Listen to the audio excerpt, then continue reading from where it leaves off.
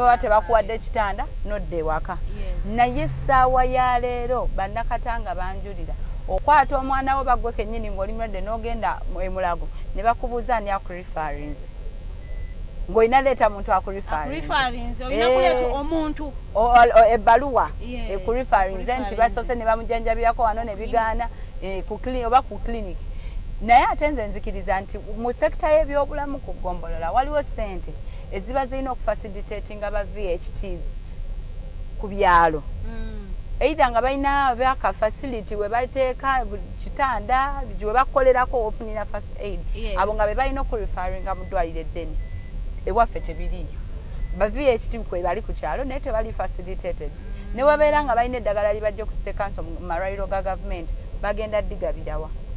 Tewali. Kikwetaagisa okuba ng'olinamu ekitone nnyo 2,000 ez'akabooda okutwala Kawempe oba transport akulwatwala ekiruddu ng'olwadde. Naye njagala weebuuze ku structure ya community yaffe oli akeera ku makya ng'alina 2,000 eza budget kwagenda okulya ne famire ye. Olowooza bw'anaalwala kwatambuliza obulamu bw'alwala bwe kijja ng'alwadde akola ki? Abeera mu kusoberwa. So ebintu ebimu ebyobulamu byengenda ogatako eddoboozi lyange wamanyi kisoboka. Bw'otunuulira ebitundu ebimu birina community hospitals birina amalwaliro agasookerwako ne bwe bakwata bukwasi clinic mu kitundu ne bagifacilitatinga nebanga bano abateesobola we batandikira ate ne bakola ki ne beeyongerayo mu malwaliro amanene. Then ensonga ey'okubiri mulimu ebyenjigiriza. Kyekibuuzo kye wambuzizzaako mu kitundu kyaffe kyasoose nti abaana bangi tebasoma kituufu. Naye ate ffe nga naffe abakulembeze buvunaanyizibwa bwaffe. Kye kikyo gavumenti waliyo okuweebwa basari ku kanso nga kansula n'okulobingira abantu bo nti sijja kulimba bannakatanga oba bawannawandega nti we munannonda ngenda zimba essomero. Obwo si buvunaanyizibwa bwange wabula Katonda bw'aba kirese nga opportunities nampa obusobozi nakyo mba nsobola okukikola naye saagala nkibalimbise olw'okuba njagala obululu bwammwe. Naye nsobola okukola kyonna ne ndobingira abantu bange mu sekita ey'ebyokusoma nga nfuuse kansula kuba bw'oba olina political position Katonda alina engeri gy'akwanguyizaamu ebintu ebimu nti ne bw'onaayingira ofisi yani n'omweyanjulira nti nze kansala w'ekitundu gundi ne gundi n'owaayo proposal yo esobola okukola ki okuddibwamu n'oyongereza ku basadies ezikuweebwanga kansula ku ki ku division. Ensonga ey'okusatu eri mu manifesto yange erimu economical empowerment nti bw'otunuulira abakyala bangi mu Katanga bw'otunuulira abavubuka bangi mu Katanga bali mu mbeera ey'okuba nti tebalina we beddaabulula mu nsonga za byanfuna olw'ensonga tebali informed. Osanga omukyala ng'aluka emikeeka gye aluka ebibbo bye naye nga talina nawagenda atandikira kukola ki kubitunda nti ekyo ne kimudemoralizinga n'agamba ye nfiira ki. Ne bano bennyini abalina obudaala obutunda ennyaanya osobola omuwa amagezi nti olina smartphone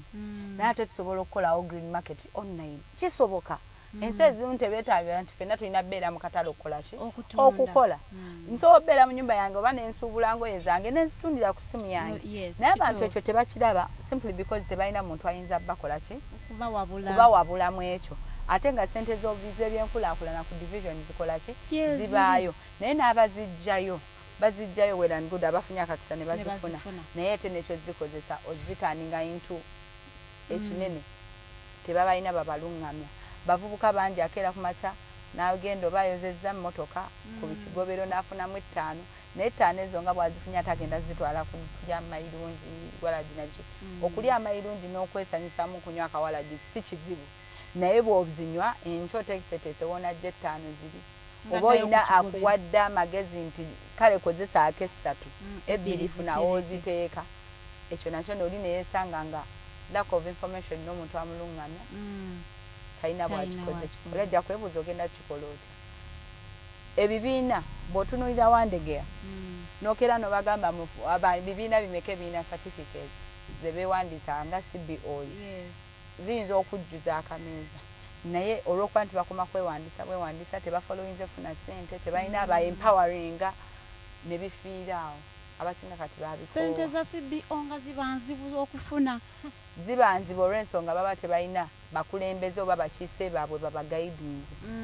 Okitegeera. Naye buli we weenyigira mu kintu ng'omukulembeze ne bw'oba naka group cofarida n'ogenda nga olina access ku muntu avunanyizibwa ku ekyo kuba byebimu ku buvunanyizibwa bwa kansula. Ne bwe ngamba nti ngenda kukwatanga ku musaala gwe bagenda okumpa allowance eyo mbaweeko ziyinza obutabamala naye nzikiririza mu kulaga omuntu we bavuba ekyennyanja zano kijjayo kola okukimuwa. Omuntu yaligambye nti CBO zino eziyitamu abafunye akakisa ne bawa ssente zezo CBO mbaka waabwe oba omukiise waabwe nawe NRM z'abamanyi baku NRM sinajyogerako saagireta mu bintu bino. Abantu 15 oba 2 abalikoze omuntu agenda kwebuza CBO kyeki community based organizations. Kati nogamba abo mbamanyi mwe muleete nja bayisizaawo nobayisizaawo kati abala nogamba amuleete nobiteekawo nobyerabira nobyerabira nti byaliyo. Awo toba mukulembeze mulungi. Nze nzikiriza nti oba nze newe mba nsaba akalumi kabeerewo NRM omusaba kabeere wa DP nkamusaba kuba nzikiriza nti oba ompadde oba ompagidde oba tompagidde ngenda kukiikirira kubeera at the end of the day kuba bw'otunuulya ekifo kweni mu kuvuganya nvuganya ne bannange abalala 9 tuli 10 naye at the end of the day kuteekeddwa okubaako ki omu agenda okukiika kati bali abataakuwa oba babadde bakuvunza bakuba amagye amavundo ogenda bagoba mu kitundu ng'oyiseemu tosobola ate era bw'otabakolera ku bizibu byabwe era repercussions zigenda kudda zikose bano b'ogamba nti be babo be baakulonda so ng'omukulembeze omutuufu oba oli akuwadde oba badde akkiriziganya naawe oba takkiriziganya naawe katonda bw'akuteekako akasubi n'ogenda omukiikirira era olina okukola ku nsonga ze then nga manifesto nagambye erina ensonga nnya ensonga ey'okuna esembayo mulimu sanitation ne domestic violence nti bw'otunuulira structure y'ekitundu kye ngenda okukiikirira kuba nzikiriza ngenda kugenda mu kansa nange nzikiriza kasita oyogera mulimu omutindo gw'ebyobuyonjo ebyaddala mufu nti kyekitundu however much abantu ennyingiza yaabwe entono naye tusasulira ttooyi tusasulira ttooyi n'ebiyigo gye tukola ki gye tukyama ate nga si biyonjo kikola ki kimala nti newesanga nti omukyala bw'aba si mwegendereza nnyo n'agenda n'akozesa public toilets zino agenda kufuna infection bwe njogera ku infections abakyala abali bye bakola ki bakiraba ate si ntegeera ya musajja buli omu ali eyo nti ajja tegeera nti mukyala wange alabika ebiyigo bye byakoze ki bye byamulwazizza kati weewulire nti we batuukira okugendera wa musawo okutegeera ekituufu ekizibu kwe kyavudde ng'ebikonde bivuddeyo ebivumo bivuddeyo domestic violence jukira tekoza mukazi yekka n'abaana bakosezza okitegeera so wabaawo either nti bano ba VHT bali facilitated nomanya nti alwadde alina waddukira n'afuna obujjanjabi era n'ekintu kye mmanyi nti kisoboka kwe kugenda mu kanso nga nze nengatta eddoboozi lyange ne ŋŋamba nti ffenna eri tetwesobola ne wabaawo kale akamu kuba zino toilets balina abantu abazikwata ttenda ey'ozirongoosa n'okuba nga bafunamu ssente zino ze basolooza naye ate mmanyi kisoboka okuba nga waliwo ey'obwereere ng'ono atasobola kukwata siringi 2 gendayo asobola okugenda neyeyambisa eyo nokibateekamu ng'abantu nti obuyonjo kyetaagisa ate kikulu nnyo mu bulamu bwaki bw'omuntu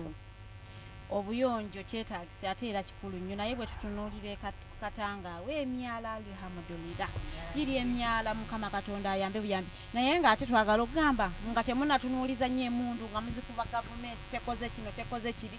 temusobola kwekola mu mulimu bulungi bwansi ne mugamba nti okay ennyumba yange eri directly opposite y'omwala mbeere nga ku makya nsobola okulongoosawo muleme kusuula kasasiro mu myala amazzi gabeere nti gatambula bulungi nnyo ekyo gwe ng'omuntu ayagala okukiikirira abantu bano oteeseteese kisolovinga otya ekyobuyonjo buvunaanyizibwa bw'omuntu obusookerwako nga tonnakitunuuliza mukulembeze tonnakitunuuliza LC kozi kyesaabagambye already ndi mukulembeze ku zonal level ndi secretary ffe nga zoni yaffe ya Busia tukola bulungi bwansi every Saturday bwe waawo ne zoni zendala zirabika zirina specific day bwe bakola bulungi bwansi so okiri ekifaananyi ky'ogamba nti obukyafu bungi nnyo kituufu weebuli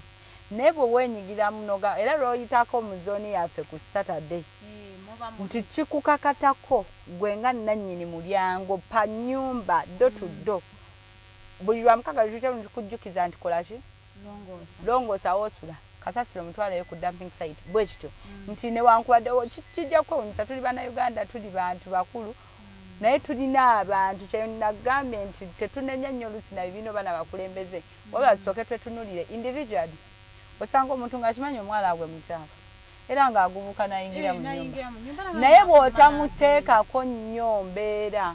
nti oluusi tutuuka ne twerabira nti tuli bakulembeze kati ate foredi abali abakulembeze ate nga twagala ebifo eby'enjawulo weerabira nti olina kandidate n'omukambwe waye n'omugana naye ddala kituufu maama gwayingira mu nnyumba eyo ng'akabalazako kali bwe kati akifunye obubi n'akifuna obubi okitegeera n'akifunye obulungi n'akola ki naye ng'ate kiba kyetagisa tulekerawo okwekkiriranya ng'abantu oba ng'abakulembeze ekibi kiri tekibi ekirungi okibakwedeti edakiika 3 ezakayita ku ssaawa 2 tugenda mu kaherite break katono nnyo tukomawo the mighty drive.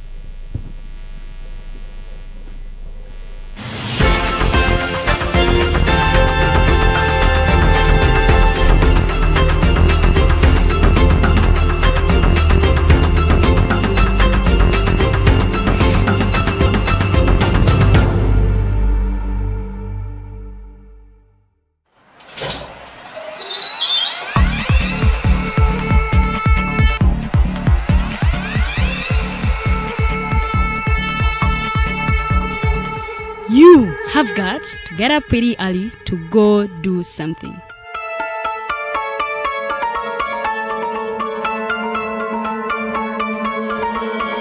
We are the Alternative Dig Talk.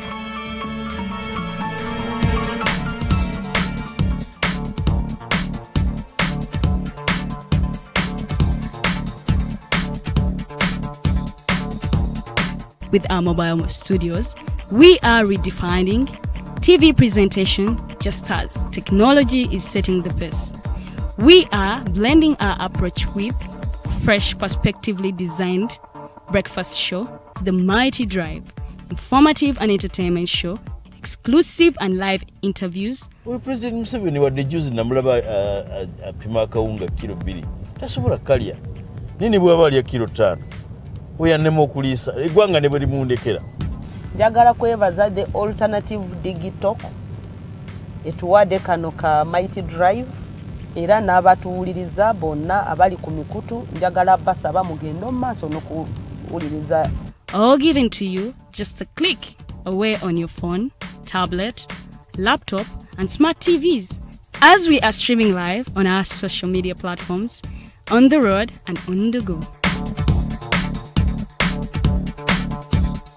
We are the Alternative Dig Talk. The world is at a critical moment of providing innovative alternatives as a means to create change. As such, we have created a not-for-profit alternative mobile digital platform as a way to promote space for freedom of speech and expression to the unheard voices. We know you believe in the cause and you can further it more by contributing to its sustainability in forms of internet data, fuel and any other support you deem relevant. Please support us with your contribution to Equity Bank account number 103-5201-607252 under the name Alternative Digital, or our mobile money numbers 0702 900076 or 0783 047785. Alternative Digital, real issues, real talk.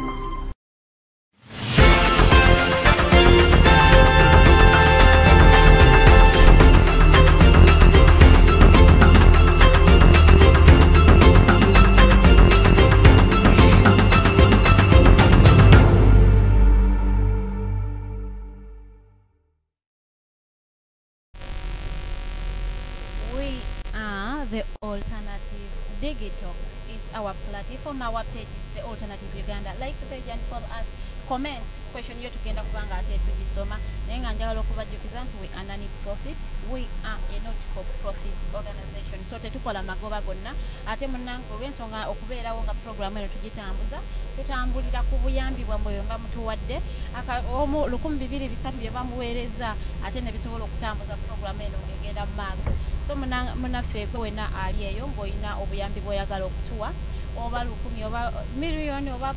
zonna sente tuzikwata yisa ku mobile money 0702 9076 0702 kenda nsanvu mu mukaaga oba ku MTN namba yaffe ya 0783 047785 0783 oba ku Equity Bank account eri mu mannya ga The Alternative Digital L10 35 2016 07252 10 35 2016 07252 Equity Bank account eri 10 35 2 16 07 252 eri mu mannya The Alternative Digital. Omuvubuka gwe wenna leero teri kwekalakasa ba mikwano mugende mukole kubanga ate okwekalakasa kubeerawo naye ate n'obulamu bulinawo okugenda mu maaso. Buli lw'ogenda ku street ne weekalakasa njagala ojjukire nti abamu muyina families, muyina abaana ab'okulabirira ate there is life after elections nga mumaze okulonda oyo president gwe mwagala oba omubaka gweoyagala oba kansula gweoyagala akukiikirire obulamu bujja kusigala bugenda mu maaso ate no abaana baddayo okubajjukiza baddayo January mu masomero esente muzitegese ez'abaana okusoma oba ate muli mu end police brutality ekyo nga bw'okikola tukusaba genda okole otaase ate obulamu bwa omwana oyo ali waka gw'ozadde munnanga ate era n'ekirala abavubuka we are labeled nti tetwagala kulonda mubeera ku social media ne muleekaana ne mugenda ne mwatendinga rallies z'abakandidates bwe butuuka ku lunaku lw'okulonda ne mwesuulirayo gwa naggamba ne mutagenda mu kulonda. Ffe twagala obbakubiriza bannange mugende mulonde. You overwhelm leero tukole history nti abavubuka guno omulondi 2021 mwalonze mwe basiza okwenga tugende tulonde kubanga ate mulaze nti muli active nnyo this time around 2020 elections abavubuka mulaze nti muli active nnyo oba olw'ensonga nti kubaddeko ababasikiriza naye engeri gye mubadde active mubeerezeemu ddala mpaka olunaku luli 14 mugende mulonde in big numbers mugende mulonde mulekerayo ebyokugamba ne bwe tunalonda akalulu kaffe bagenda kabba tewali kikyuka eyo ndowooza y'oyo omuntu atamanyi kalulu kye kasobola kukola naye ate bw'oba osobola okukkiriza nti akalulu kasobola okyusa oba ne kakuwa cyenje eyo gy'oyagala genda olonde bakugamba gwakkiriza nti olina status quo togirinaako buzibu genda olonde ebeerezeemu up to 2026 gwe ayagala enkyukakyuka genda olonde enkyukakyuka gy'oyagala teri yagenda gikulondera ekiraga njagala obbajjukiza nti ate omuntu otalonze tobeera toyina lukusa lwonna songa muntu gwe balonze n'omubuuza kikyakoze omubuuza ngaani otalonda tomuyinaako lukusa lumubuuza accountability tomuyinaako lukusa lumubuuza oba akoze responsibilities ze nga omubaka oba omukiise ku level yonna toyina lukusa lwansonga tewalonda ekisinga okulaga nti you are a responsible citizen kuvaayo mu nyumba yo ogenda nolonda essanyu limuyitiriddeko nnyo n'atuuka okulonda n'atiikingawo tiikinga 3 civic education eyo tujja gikola olunaku olulala nti bw'oba olonda kola bwekiti ne bwekiti toyisaamu ate totiikinga mirundi 10 tiikinga lumu toyisaamu ne kagenda eri tujja kubanga ate tubasomesa lwali nga tunaatera okutuuka ku 14 abantu bamanye balonda batya ate era obutawonoona bululu 2016 twalina invalid votes nga nyingi nnyo abantu bagenda ne balonda naye ate invalid votes nga nyingi akalulu okalonze awo batulonze oba osudde wayanda osuula akalulu anyhow bw'otiikinga butiikizi ate n'oteeka tiiki ne babuyitirivu negamba tugenda basomesa wali nga tunaatera otuuka ku 14 January tubasomese butya bw'olina okutiikinga omuntu totiikinga mirundi giyitiridde tiikinga lumu ate akabokisi tokasazaamu ffe tujja kukola civic education eyalema isi bagamba civic education is everyone's responsibility so tujja kubanga ogwaffe ffe tugukoze mukama yalimanya kyalituwa lwensonga nti ate omulimu ffe tujja kubanga tugukoze mighty drive gyo kyaliko tukyalina omu ku bakyala abeegwanyiza obwa woman councilor Wandege ya parish agambye bali 10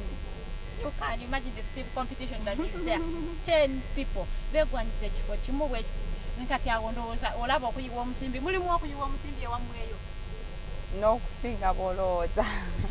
Kintu kino ekyokuyiwa omusimbi mu kalulu kyafekitinze kitya abantu? Kituufu kikwasa ennaku okuba nti ebyobufuzi oba ebyokulonda babifuula bizinesi. Ekyo kikoleddwa bakulu baffe abatusooseyo kuba nze this is the first time gye neesimbyeyo gwe mulundi gwange ogwokubiri okulonda. So ngenza okujja the system nga yayonooneka dda n'obwongo bw'abalonzi ne babuteekamu kiri kuba otuuka okusaba omuntu akalulu n'atakubuuza ogenda kunkolera ki n'akubuuza ogenda kumpa ki. Otegeera nti baateeka price ku kulonda ate nga nze nzikiriza nti akalulu k'omuntu oba nkageraageranye na bulamu lwakwate mba ntuseewo mba neefudde Katonda nti tekayina muwendo kuba nze nja kukuwa omutwalo nkugambe kanguze mba nkasuubudde ate mba naakavaawo obwebiri n'akola ki najja kuba ffenna tetwenkanankana financial.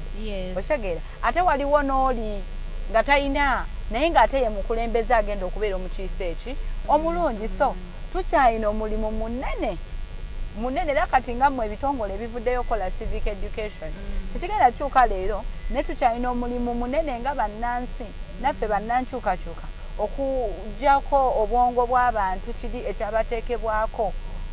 nti akalulu kalina Katonda. Kyova olaba tukyafuna products nyingi ez'abakulembeze abatali batuufu olw'okuba balina ssente. Oli ejja mmala emyaka 5 nga yeetegesa agamba ngenda mu kanso naye nyina omuwendo gw'ensimbi bwe guti ngenda guteeka mu kalulu kano olw'ensonga ajja kuba nfuna. Otegeera nti eyebeera transaction naye ate nga democracy alina kubeera wabwereere. Obukulembeze it is a service si business. Naye olw'okuba nti ebintu ebimu ebize byatandika ng'ebyokusaaga ne kijja nga kikula ne kisinkinga into the minds of the citizen. Omutuukako wallahi yamu n'atakubuuza ki ky'ogenda mumukolera. Oluusi n'otandika okwewozaako n'ogamba mama nedda ssente z'okuwa nandikuwadde naye kansooke nkwagazise bye ngenda okukola ki okugamba. That is if you are a leader. Kubanza ebyaddala one of the things bye tutakola mu campaign trail yange si promisinga. Kuba manyi bw'opromisinga libanga bbanja ate osobola olemererwa nti mpa akalulu ngenda kuwa wabula mbagamba ntuma nkuweereza kati kiri gy'oli era bannawandege abamanyi nze sisuubiza kuba nzikiriza nti eringenda it is service provision kinkakatako. So nina kwagazisa ekyo kye ngenda kukola ki kukola bw'okkiriziganya nange ng'ompa akalulu kuba nezibugula obululu bwabwe siziina naye nze nekkirizisa with or without money ndi mu kalulu. Baani abasinza oyiwa omusimbi mu kalulu kano ba NRM ba FDC oba sente ziva buli njuyi? Njagamba ba NRM mukulaba okwange si kubasiiga nziro naye ate tukkiriza nti it is one of the parties oba be balina ku ssente because it is the ruling party ate baagala okusigala nga baholdings eki ebifo byabwe. Nja kuwa gondi example ku electoral area we nesimbyewo initially that parish ba NRM be bagiwangula kati ebyobufuzi bwe bizze nga bikyukakyuka luli twalina weevu ya FDC candidate yali ku FDC n'akola ki n'ayitamu kati balaba tulina weevu ya NUP bakola kyonna ekisoboka okulaba ng'omuluko ogwo gudda mikono gya NRM. Remember nze alina tiketi ya NUP naye financially sijja siyina ate ekyo tekiŋŋaana kujja kwesimbawo bagenda mu bantu banoonyaamu kalulu. Okitegeera kuba nzikiriza nti ssente size zikola ki size ziwangula emitima gy'abantu. Nja genda politics is all about kukkirizisa muntu ki ky'ogenda kukola ki ekyo kyenzikiriza naye nga bo abannaffe abalina ku musimbi aba NRM waliwo n'aba independent nga bo bazirinamuko bamanyi bazze kubasuubula kuba ye mentality yaabwe ne bw'omuyimirizaawo n'omubuuza ki ky'ogenda okukolera abantu afuna obuzibu okukunnyonnyola olw'ensonga amanyi nyinamu akasimbi kange njagenda ngula abantu bakole ki bannonde. So nkubira bannawandege y'omulanga awulidde ng'olina omuntu w'ogwomanyi nti alonda Wandege tutunuulire issues. Omukulembeze gw'ogenda okuwa akaluluko tomala galonda fwa. Tolonda yadde nange ndi wa NUP nga kye kibiina ekiriwo ekitinta naye bw'ona batondabyemu obusobozi tolonda totta kaluluko olwaweevu nti olw'okuba okola ki waba let us to analyzing issue omuntu ono azze okusaba akalulu otutta obudde omubuuza ki kyagenda okukolera otutta obudde okugamba nti otuteeka ku minzaani nti bali 10 naye ani asinga nze nzikiriza nti tusobola okukkiriziganya mu butali bukkiriziganya bwaffe olwa Uganda empya olwa Wandege empya ate nze nzikiriza nti aba NUP bokka si bagenda okunnonda wali aba NRM wali aba DP naye nga bajja kusinziira ku ekyo kye naba nkoze obagambe awo eddagalira okubuuza nti mwenga mwe abakulembeze kiki kye mukoze okulaba nga musomesa abantu bano ku nsonga ya ssente ezo mu byobufuzi bwa mukabiri kubanga abantu bangi ennaku zino ogenda okujja omusaba akalulu nga ye kyasunulidde ze ssente otamuwa ssente agenda bugenzi kuki ku muntu omulala oyo abamuwadde ssente ekintu ekyo tetukirinaako kontro nti nze nganze nsobola okuba nga okunoonya akalulu kange oba campaign trail zange nazizimbira ku musingi nti oli bwansaba ssente nina response gye muddamu nesitamu ejjaako naye ate nenkomekereza nga mukkirizisizza ate ne ssente nga sizikuwadde naye nakyo kirina challenges kuba buli omu tagenda kukkiriza by'oyogedde abamu bajja kudiisi nga ogamba atolina by'oŋŋamba oba tolina soda tolina kola ki so omuntu oyo n'ogenda mu bulumi nga tomunnyonnyodde naye nga olaba nti alina kyakola kyagenda omiisinga so kino ekintu kirina kuva ku buli kinoomu information neseekinga ku mutima gwo nti akalulu kange tekalina value yaako kwe kulonda omuntu akasaana ate nga nabwo obuvunaanyizibwa bwa isi lwakwa yeesuulayo bwannagamba ebintu ebimu n'ebireka netasomesa bantu kimala nti kino kyekiteekeddwa okola ki okukolebwa akaluluko tekatundibwa tuzze tulaba ebizibu nga tebifuna solutions naye nga naffe tuli kizibu ku kyo kwa bonna bw'oyagala ofuna solution ebyobuyonjo ey'ebyenjigiriza mu kitundu kyo ate n'otunda akaluluko n'okaguza omuntu olw'essente nga talina solution ya kizibu ekyo do you think you're going to be helped? No, you can't. Nti naffe bannansi tuli kizibu eri ebizibu bye tukola ki bye tuyina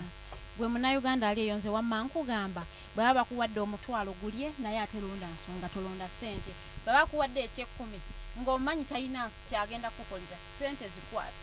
wali ku ballot box obeerawo n'omubaka otagenda kubeerawo eyakulu 10 ng'akulaba ng'olonda kiki ng'omuntu gw'okkiririzaamu essente ze bagaba zizo omuwi wa musolo so bwe bazikuleetera zirye bwe bakuwa sukaali mukwate naye ate tukusaba busabi londa omuntu agenda okukuyamba kubanga akalulu kaako kogenda okukuba ku 14 lwe tutandika okulonda president okulonda n'ababaka tekagenda oditamininga future y'omwana wo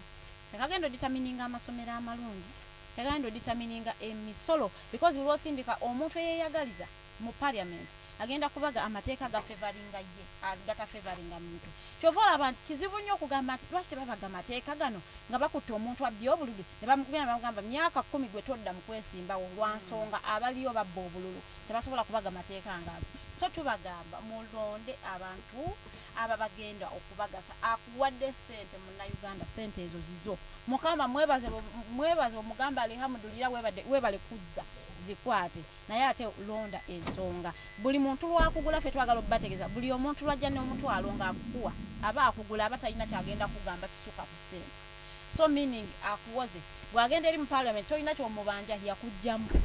yakujjamu aba yakwawula so kati kamutegeera nti aba yakwawula ssente zo zikwate ate temumuzaayo mumanya yeeyolese mukama abayambye ne yeeyoleka so oyo ogamba bugambi gweoyo tumuwonye tulonde omulala agenda okutukiikirira yensonga lwaki musobola okwebeereramu abayiwa omusimbi mu bululu abasedu babagamba kwata simu yo smartphone recording omuntu oyo oba omukuba ekifaananyi bw'oba otidde kozesa audio tokozesa video simu yo giteeka audio emu recording onoonyese offices bwe ziri bagenda kubanga ate babayambako omuntu oyo oba ali mu kugulirira abalonzi Sharon Kemigisha gwe tubadde nayo mu studios agenda kubanga abawa conclusive remarks ze then abasibule the mighty drive ndowooza tunaatera ogikomeekeza tuli mu ddakiika ezisembera ddala sibula kuba tulabye olunaku lwa leero ngenda twala akakisa kano osuubize n'abaana bange essuubi ntwala akakisa kano okwebaza management ya Digitalk ne platform ya alternative otucreatingira platforms nga zino wetwongera okwongera okumanya biki ebigenda mu ggwanga busobozi bw'abakulembeze bannaffe nabo betusuubira okulonda nti neyanziza ddala whoever came up with this idea yakola kyamaanyi nempa bannawo yandegeya obweyamo nti ng'eŋŋombo yange bweri essuubi eppya indeed services zange n'obukulembeze bwange bugenda kubeera bwa kuinstallinga ssuubi ppya mu bavubuka mu bakyala mu baami mu bwenna nga wandegeya okulaba nga tukyusakyusa ekitundu kyaffe nga kituukagana n'ebitundu ebirala nkimanyi siyina kipya kye ngenda bagamba kibatabagambangako siyina ndowooza mpya wabula okugatta eddoboozi lyange kwebyo byendaba ebitatambula bulungi mu kitundu mumpole ebbanja kati ogwange gubeere gwange gwakugenda kukola kuba nkimanyi omuntu ne bw'omuwola neyeebulankanya okusasula era mu mutima kiba kimulumiriza nti gundi akola ki amanja eri humanity bw'emala nedda newankubadde bagamba abakulembeze abasinga omu tebagala kyogerako nti okulya gyekuli that is the fact naye olidde otya era abantu abakwesigisa n'obululu bwabwe obaddiza ki so kyova nze bannawandege bagamba mumpole ebbanja kinkakateko okukola ki okudda bisasula sina bingi byengenda kwogera naye bannawandegeya bannakatanga bakansala ku mutendera ogw'essatu kansa LC3 ffenna ne mmeeya wa division y'e Kawempe batulonda ennaku z'omwezi nga 25 January tubeere bakalaba bugezigezi ng'obwana bw'emisota keera genda ku polling station manya wotadde akalulu konti kanazza amagoba baleme basuubula busuubuzi besitannatuukako mu buntu kubasaba kalulu inzija naye ekyo tekigenda kuŋŋaana ssaawa zino anaalaba vidiyo eno anaagiraba ayinako muganda we ng'anoonyeza alondera muwandege yansaba kalulu kammwe nsaba buwagizi bwammwe munneesige n'obululu bwammwe ngenda bukuuma paka nga ntuuse ku lunaku olw'okulayira nyingire kanso ateeseza eddoboozi lyawo omukyala Sharon Kemigisa ebigambo bye byayogedde sisobola kubiddamu ate gwe munaffe abaddeko tugamba bugambe nti webale kubeerako tulabagane olunaku olw'enkya essaawa zibeera ze zimu essaawa ebeeremu ey'okumakya mpaka essaawa 3 eno wiiki ebadde y'abavubuka era mutulaba tukuba bavubuka tetwagadde kutabika ate tuleeta abakulukulu ate tuleeta abavubuka leero tukubye bavubuka bokka kuva ku Mmande eri gye twatandikira n'ebya Mugisha Moses mpaka gye tugenda okumenkereza enkya nga tubaleetera bavubuka ogereko nammwe ati nno gwe omuvubuka ali tuba tukuwadde essuubi nti ate olaba Sharon akikola kati obonze nange nsobola omwana omuwala mulekerawo okwekkiriranya bannange confidence y'abaana abawala yafa oba yabaaki tetumanyi oba bagitira eri ku primary levels gye tuva n'agamba tulina kuba ne head girl head prefect alina kubeera musajja tasobola abeera muwala akulira mu primary head prefect abeera muwala alina kubeera muvubuka ndowooza confidence yaffe eyo gyefiire eyo naye ate abaana abawala twagala okubagamba nti ffe tunoonya abawala bano abavuddeyo netubabalaga ne bagerako nammwe ne mubapiikingirako hope oba inspiration ogamba olaba oli akikola kitegeeza nange nsobola okikola mulekeraawo okwekkiriranya abawala nze tera obagamba okusosola enjala n'okukola makeup tekirina kyekigenda kwongerako zuukuka mu buliri bw'ogenda okole muve mu kusaba ssente abasajja bacomplaininga we shall always remind you these things bannange ozuukuse ku 3 okubira David essimu sirina kyakulya leero omutwalo naagokuwa n'enkya ogenda kukubira Rashidi olulala okubire Abel bannange obasimbye layini babeerenga 10 naye ng'ate osobola ogenda okukola neofuna 2 gago emitwalo 2 sente ntono naye ate bw'obwanga ozikoze nga zizo bannange ziba zizo zinyuma ziwooma sizaku ate tezibeerako bukwakulizo naye zino ze bakuwadde zibeerako obukwakulizo ogenda zikozesa otya ye sente wazikozeseza otya nga ziweddewo mangu bannange tugende tukole abaana ab'obuwala ba mikwano tugende tukole sente zaffe do your makeup naye ng'ate oli ku mulimu mulekerawo okulowooza nti makeup agenda kunfunira omusajja ow'ebbeeyi ze kyenoonya musajja mugagga ng'amaze n'otuula nze ngenda ku Serena musasule ebiri mpuge omusajja ajja kunsanga awo eyo endowooza y'abaana abawala bannange etuusizza nnyo emabega ne bw'olaba abasajja batuyisaamu amaaso omusajja akukwana n'akutebolingira na idea ye nga toyina kyosobola contributinga n'alabira ddala omuntu omuntu n'aleeta idea ye nga toyina kyosobola kumwongeraho agamba awo wabadde okozeemu ensobi nze ndowooza bw'okola bw'oti kintu kino kiba kigenda vayo bulungi omusajja n'abeera disappointed agamba oba kati onnafaaki bannange abaana abawala twetanira okusoma si kwa abasajja bokka information tuginoonye tubeere productive mulekerawo okulowooza nti the only thing you can offer in a relationship is sex kyekisemberayo ddala ebintu bino bamaama bamwe tebagenda bibagamba naye ate ffe abawala bannammwe tugenda bibagamba ankyawa atyawe anajjamu ekyokuyiga ayige ebintu tubyogera nga bwe biri gwe munnaffe n'ojjamu ekyokuyiga the mighty drive buli lunaku tuvaako nekutulekera leero tulekedde baana bawala munoonye information muyige mubeere productive mu bintu ebyenjawulo mulekerawo okwekiriranya okulowooza bino bisi byaffe abasajja be basobola okubikola tuli nani profit making tetukola magoba ayagala omukyaza tesasuza sente when they nominate you we host you yensonga lwaki ntulaba nti eno wiiki yonna twagiwa abavubuka bonna be badde banominating eri twabagamba no we shall create a week for them nga yo yabavubuka era ebadde no week atukubye bavubuka bokka abali mu politics abalina ebifo ebyenjawulo bye bakulembera abantu nga basobola okubaako ne tofaali ye bateeka ku ggwanga betuleeta ne boogerako nammwe ne mubajjako ekyokuyiga Lilian Nuwedde gwe mpoze naye agenda kubanga abasomera accounts zaffe bonna be tugenda okubanga omututeera obuyambi Lilian Nuwedde then akubalire bannaffe be tukoze nabo ku ttiimu mbagala nnyo Farida Bikobere sisukawo wano tubeeyanziza nnyo mwebalire ddala ababadde naffe okuva gye twatandikidde paka wano we tunaatera okuwunzikira naye nga gwe wenna alina obuyambi obw'enjawulo bw'oyagala okuba nga otuweereza awo osobola okugenda mu Equity Bank account number yaffe eri 103-5201-607252 account number eri 103-5201-607252 eri Manyaga Alternative Digital eyo account number oba sikyo gwasobodde okubeera ng'oyita ku mobile money osobola okuba nga oweereza ku namba zino wammanga 0702-900076 oba 0783-047785 gwe wenna asobodde okuba nga oyita ku mobile money ze namba zosobola okuba nga oweerezaako amannya agange nze Lilian Luwedde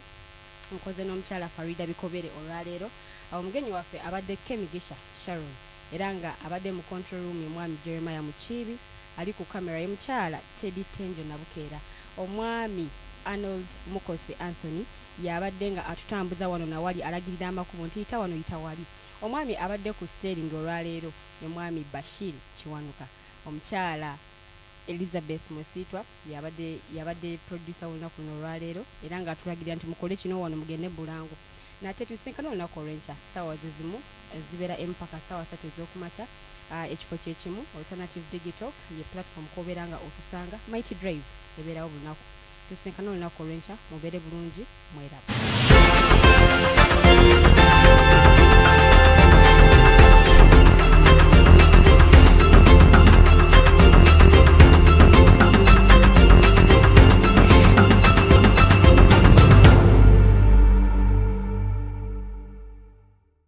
The world is at a critical moment of providing innovative alternatives as a means to create change.